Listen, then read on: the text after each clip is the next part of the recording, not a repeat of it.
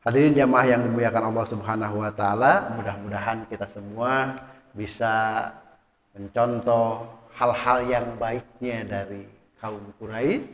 Kita bisa melaksanakan apa yang dilakukan, strategi-strategi yang dilakukan oleh orang Quraisy yang baiknya, dan mudah-mudahan kita semua bisa terus menjaga hubungan baik secara vertikal dengan Allah, juga kita bisa menjaga hubungan makhluk horizontal dengan makhluk-makhluk Allah di dunia ini, baik manusia maupun alam semesta atau lingkungan kita.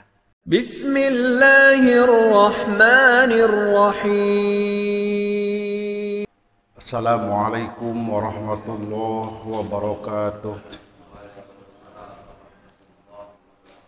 Alhamdulillahi rabbil alamin, wa bihi nasta'inu ala umuri dunya waddin, wassalatu wassalamu ala asrofil anbiya'i wal mursalin sayyidina Muhammadin wa ala alihi wa sahbihi ajma'in.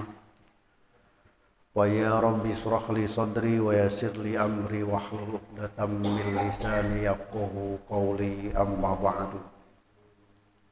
Puji dan syukur seraya kita panjatkan kehadirat Allah Subhanahu wa taala. Salawat dan salam semoga tercurah limpahkan kepada junjungan kita Nabi besar Muhammad sallallahu alaihi wasallam, tak lupa kepada keluarganya, sahabatnya, para tabi'in, atba' tabi'in.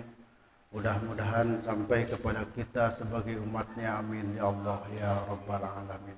Nah, hadirin jamaah yang dimuliakan Allah Subhanahu wa taala, insyaallah pada kesempatan ini kita akan bahas salah satu dari Quran surah Al-Quraisy ya. Memang kita ketahui bahwa Al-Qur'an itu universal.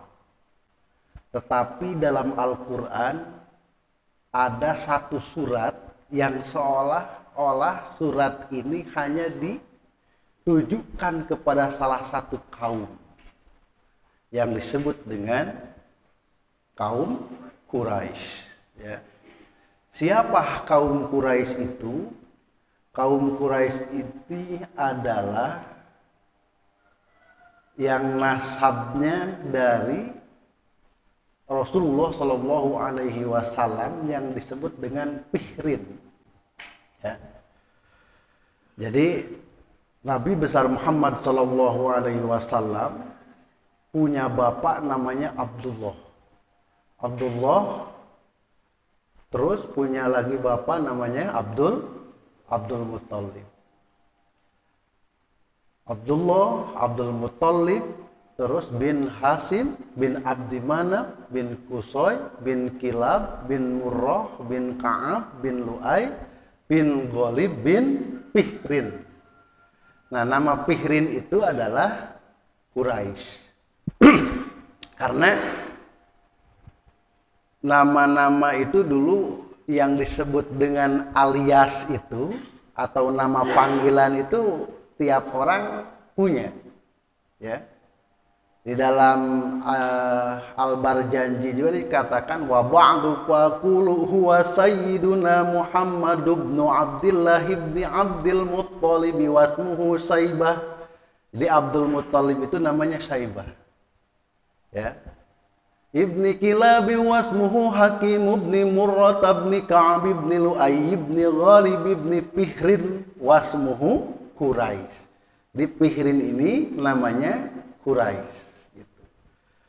Nah, suku Quraisy ini sangat luar biasa. Kapan suku Quraisy ini mengelola Ka'bah?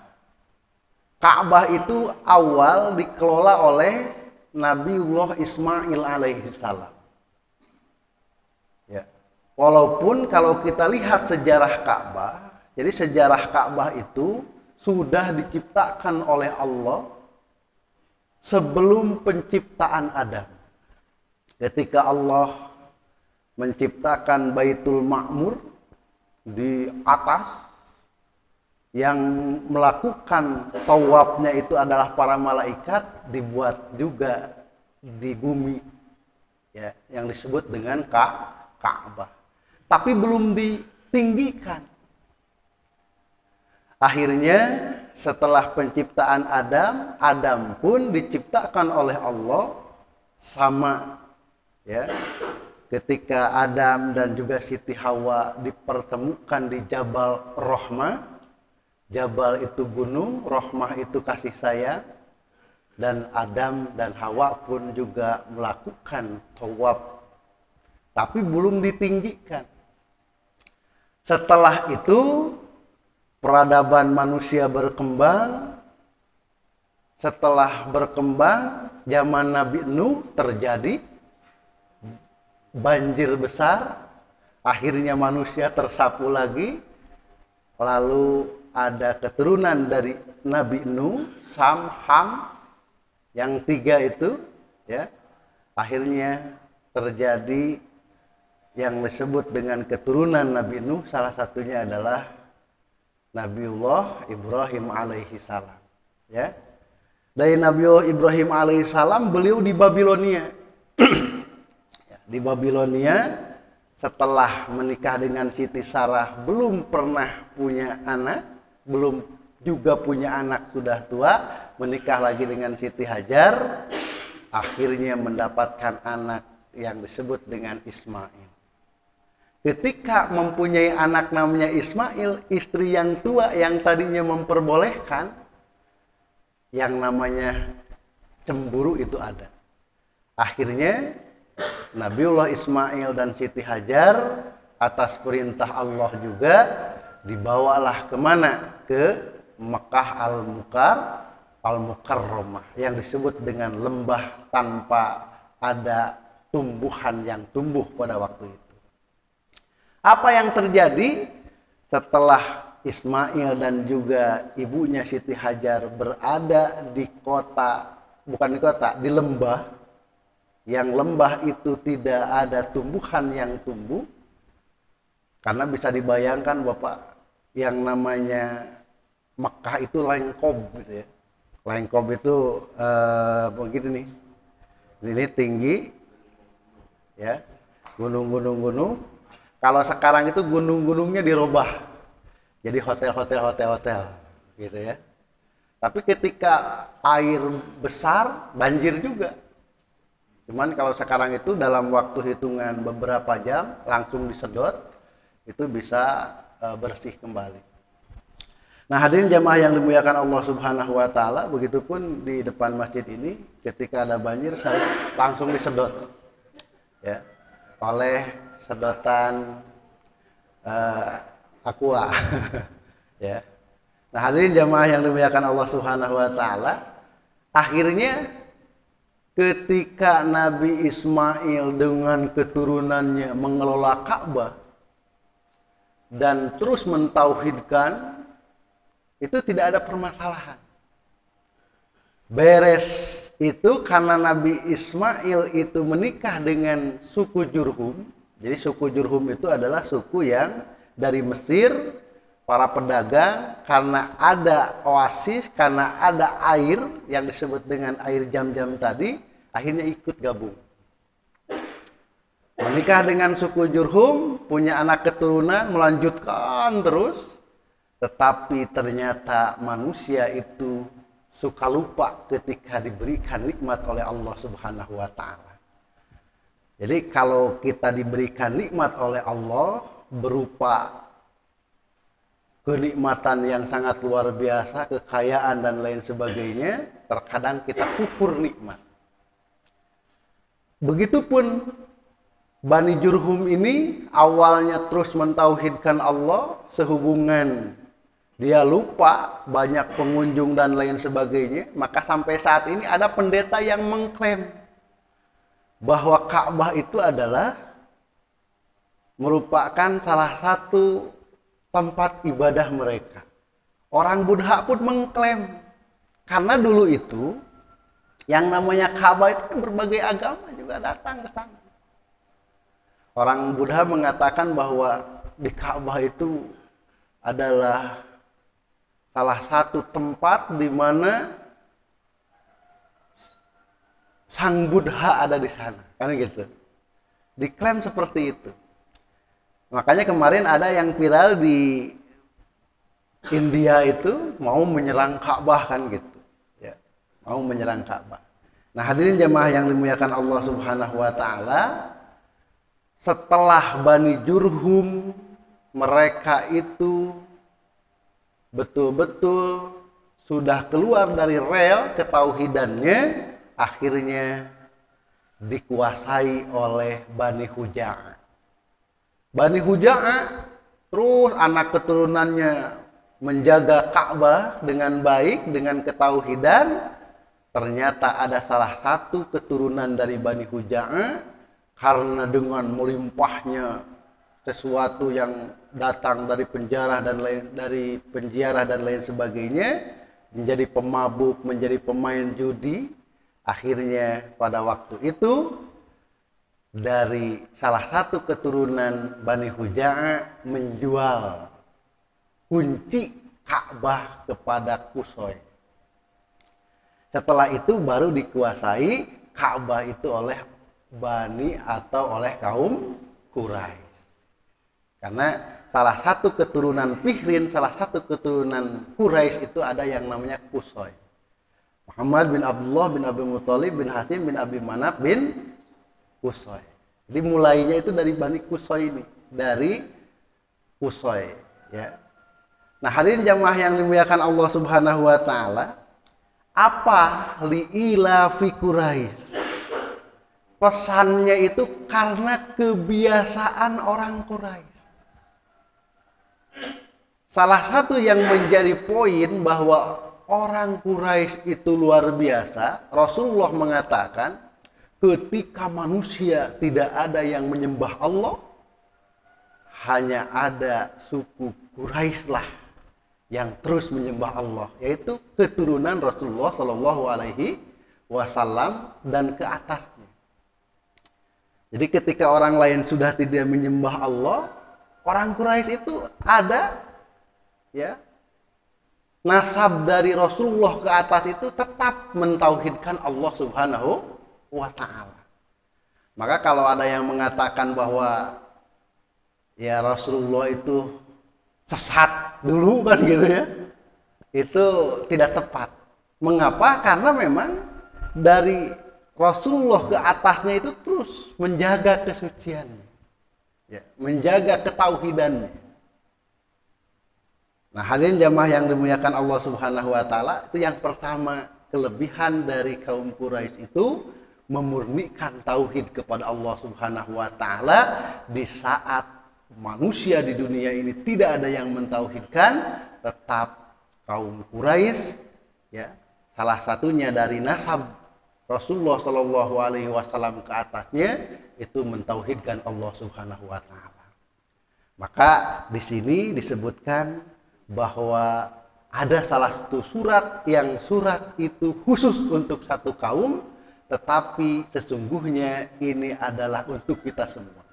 Artinya kita harus menjaga terus ketauhidan kepada Allah Subhanahu wa taala. Yang kedua, orang itu akan sukses liila fi Quraisy, akan sukses karena kebiasaan yang baik. Apa kebiasaan yang baik itu? Kebiasaan terorganisir. Orang Quraisy itu di Darun Nadwah itu ada musyawarahnya. Jadi nanti ini bagian apa? Artinya kan berarti memberikan sesuatu pekerjaan kepada ahlinya masing-masing. Karena kaum Quraisy yang menguasai Ka'bah itu dan banyak orang yang berziarah melaksanakan haji, maka dilayani sampai sekarang. Ya, dilayani dengan baik begitu. Nah, hadirin jamaah yang dimuliakan Allah Subhanahu wa taala, pelayanan itu sudah terorganisir. Yo, ini bagian ini bagian ini bagian ini bagian ini. Artinya dimanage dengan baik. Nah, kebiasaan orang Quraisy itu memanage dan juga ikram, memuliakan para tamu Allah yang datang ke Baitullah. Dapat sampai sekarang orang-orang Arab itu ketika mengundang orang-orang Indonesia, Malaysia dan lain sebagainya, pasti mereka itu senang begitu. Mereka mengatakan ini adalah para tamu Allah. Allah saja memanggilnya, memuliakannya, masa saya tidak memuliakan? Maka salah satu kebiasaan orang Arab itu, ya tadi, pasti kalau ada yang datang ke mereka itu pasti dikasih makan. Ya, walaupun makannya memang sudah ada kan nasinya, nasi mandi gitu ya. Jadi jika keringin nasi itu bari mandi juga. Ada nasi bukhori gitu ya. Ada nasi kebuli, biasa tungtungna ihungkul. Anu makan teh kieu teh geuningan tah. Orang makan kieu, ya kieu gitu. Nah, hadirin jamaah yang dimuliakan Allah Subhanahu wa taala, mereka itu betul-betul welcome ya. Mengapa? Kepada tamu Allah. Mungkin kalau untuk umrohan itu jarang ya. Karena memang waktunya singkat begitu. Tapi kalau hajian biasanya mereka luar biasa.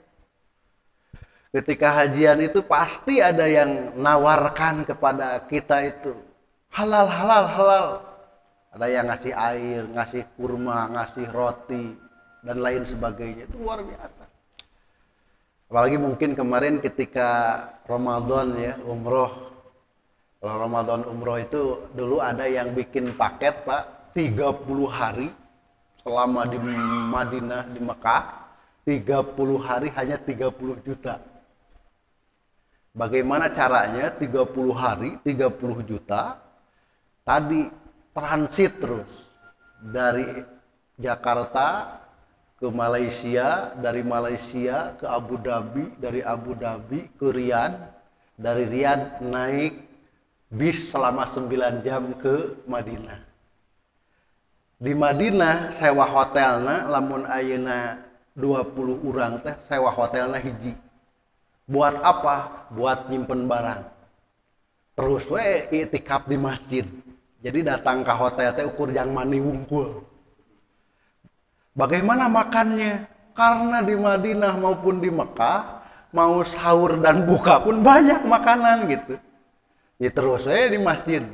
Lamun ararateul para ranas balik ke hotel, naon mandi wungkul, ganti baju balik deui ke masjid gitu. Makanya paketnya bisa 30 juta gitu. Nah, hadirin jemaah yang dimuliakan Allah Subhanahu wa taala, kebiasaan orang Quraisy itu ya memanage dengan baik. Kita jadi organisasi DKM misalnya, dimanage dengan baik. Ketua apa tugasnya, sekretaris apa tugasnya, bendahara apa tugasnya, seksi kemakmuran masjid apa tugasnya. Ini liilah karena kebiasaan yang baik. Nah, hadirin jamaah yang dimuliakan Allah Subhanahu wa taala, jadi yang pertama bahwa orang Quraisy itu mentauhidkan, yang kedua punya kebiasaan yang baik dalam berbagai hal. Salah satunya itu ila pihim rihlatas syita iwas soif, yaitu kebiasaan mereka bepergian pada musim dingin dan musim panas. Ketika musim dingin, mereka itu berdagangnya ke Yaman. Ketika musim panas, mereka berdagangnya ke mana? Ke Syam, gitu ya. Syam itu Suriah. Kalau Yaman itu ya sekarang masih Yaman. Yang ibu kotanya di Sana'a. Nah, hadirin jamaah yang dimuliakan Allah Subhanahu wa taala, memang keadaan di Mekah itu ketika musim dingin, dingin banget. Kata orang-orang sana, karena memang belum pernah merasakan untuk yang waktu dingin itu, daripada musim dingin katanya lebih baik musim panas. Karena ketika musim dingin itu luar biasa, sampai yang pecah-pecah dan lain sebagainya. Pakai kaos kaki pun harus 10 katanya, 10 lapis. Tapi kalau musim panas itu bisa berlindung di AC. Karena rata-rata rumah mereka menggunakan AC. Tapi kebayang dulu zaman Rasulnya jadi sahabat pancan cahaya AC-nya. Itu kumaha panasnya gitu. Nah, hadirin jamaah yang dimuliakan Allah Subhanahu wa taala, kalau per hari ini 39 derajat. Kalau di Madinah 33 derajat masih standar kemarin di Madinah itu. Yang hari ini ada 39 derajat di Mekah. Nah, ketika musim panas di Mekah, mereka itu kan berangkat. Ya. Ketika musim panas di Mekah, mereka itu berangkat ke Yaman. Yang Yaman itu ya aman gitu. Yaman itu tidak panas, tidak dingin. Gitu. Jadi ketika di Mekah panas, mereka berangkat. Nah, ketika di Mekah dingin, mereka berangkat lagi. Dan jaringan-jaringan perdagangan mereka itu sangat luar biasa. Makanya, ketika Rasulullah Shallallahu Alaihi Wasallam diboikot oleh orang-orang kafir Quraisy, apa yang terjadi? Maka Rasulullah menghubungi Raja Najasyi. Sahabat-sahabat berangkat ke Raja Najasyi. Di sana oleh raja yang beragama Nasrani itu dilindungi. Mengapa? Ternyata Abdul Muthalib itu sudah menjalin hubungan dagang. Jadi Hasyim, Abdul Muthalib itu mereka membuat hubungan dagang dengan beberapa negara. Sama di orang mungkin kerjasama antar negara lah gitu. Nah, yang pada akhirnya mereka aman. Orang-orang Quraisy itu ketika mereka membawa perdagangan ke Syam maupun ke Yaman, di perjalanan itu dilindungi, tidak dirampok. Mengapa? Karena mereka melayani orang-orang yang datang ke Ka'bah. Orang yang ziarah, orang yang melaksanakan haji, mereka layani dengan baik. Pada akhirnya mereka ketika kemanapun aman. Nah, hadirin jamaah yang dimuliakan Allah Subhanahu Wa Taala, di sini disebutkan kebiasaannya itu ila fihim rihlatasyita iwasoi. Artinya yang kedua, mereka itu bisa membaca situasi dan kondisi. Ini kebiasaan mereka yang baik itu. Jadi ketika musim panas, mangkat ke itu gitu. Ketika musim dingin, mangkat ke sana. Jadi sangat luar biasa. Artinya kalau mungkin dalam usaha itu, produk ini nih yang layak saat ini dijual.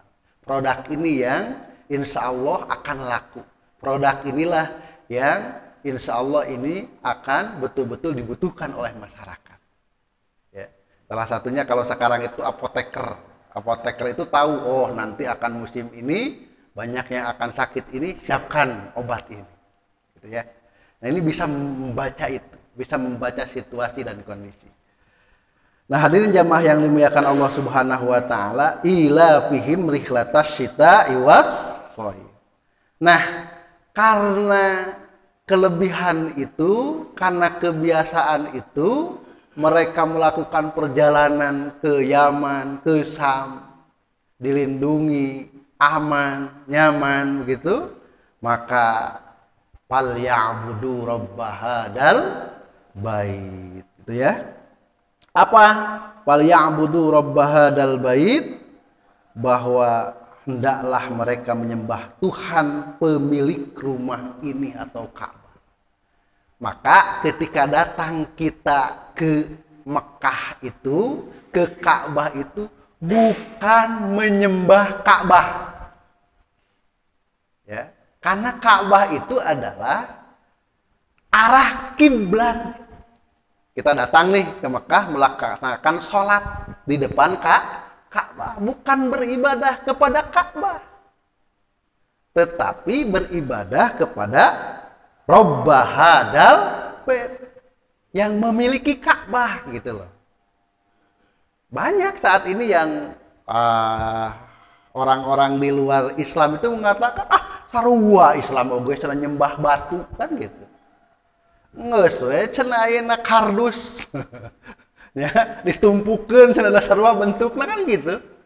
Ingat, Ka'bah itu adalah arah kiblat. Semua muslim dimanapun ketika sholat itu arahnya ke sana. Dan ternyata walaupun manusia berbeda-beda, ini bisa disatukan ketika adanya kiblat, adanya arah kiblat satu itu. Walaupun ketika sholat ya, ada yang takbiratul ihramnya begini, begini, begini gitu kan. Allahu Akbar, Allahu Akbar, Allahu Akbar. Aya nu we? Allahu Akbar. Aya nu kieu, aya nu kieu. Aya nu kieu, aya nu kieu, aya nu kieu gitu. Semua perbedaan itu silahkan, tapi semua tujuannya adalah kepada Allah Subhanahu wa taala. Makanya sekarang itu ada fikih manasik moderasi, biasanya beragama ya, moderasi haji gitu. Mengapa? Karena setiap perbedaan-perbedaan itu tidak menjadikan, tetap tujuannya adalah satu. Nah, inilah yang mempersatukan umat Islam. Ya. Nah, hadirin jamaah yang dimuliakan Allah Subhanahu wa taala, jadi ingat kita itu ketika ditanya, wah umat Islam oge sarua nyembah nama, nyembah ayeuna batu seperti Ka'bah yang ada di Mekah, bukan.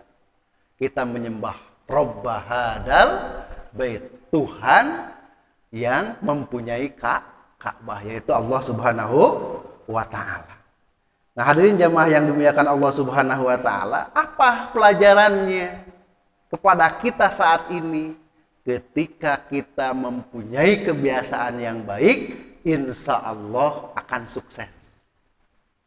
Ketika sukses, jangan lupa falyabudu rabbaha dal bait. Kita menyembah Allah. Selain kita menyembah Allah, karena menyembah Allah itu vertikal, ingat kudu soleh oge secara sosial. Bagaimana? Allazi at'amahum min ju' gitu ya, dan memberi makanan kepada mereka untuk menghilangkan lapar. Jadi komplit ibadah ke Allah oge memperhatikan ya yang horizontalnya antara kita dengan keluarga kita, antara kita dengan tetangga kita. Wa amanahum min haub, dan memberikan keamanan dari rasa ketakutan.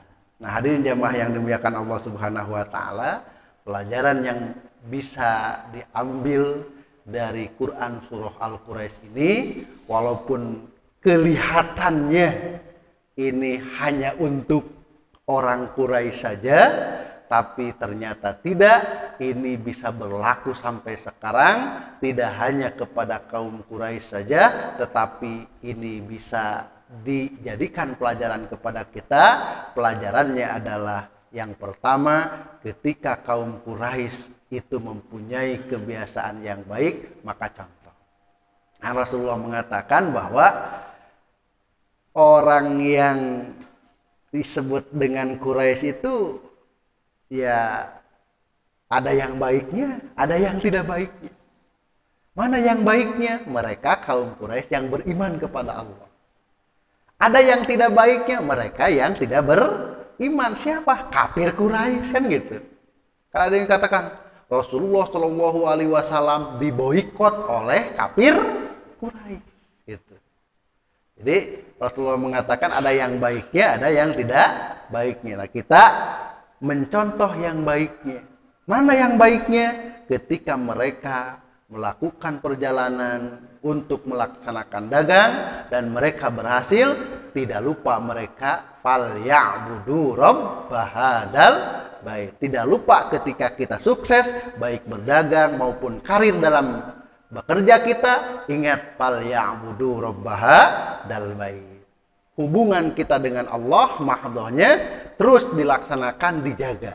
Salatnya, zakatnya, puasanya, hajinya dilaksanakan, tapi ingat alladzi at'amahum min ju'i wa amanahum min haub. Ingatlah orang-orang kafir Quraisy itu, mohon maaf, orang-orang Quraisy itu yang baik, yang beribadah kepada Allah itu, mereka juga memberikan ya makan kepada orang yang lapar, dan juga mereka memberikan rasa tenang, aman kepada orang yang ketakutan. Begitupun kita, setelah kita beribadah kepada Allah secara vertikal, secara horizontalnya, yuk kita sama-sama untuk bersama-sama melakukan kebaikan kepada manusia dengan cara memberikan makan kepada mereka yang lapar, dan juga kita memberikan rasa aman, nyaman kepada mereka yang ketakutan.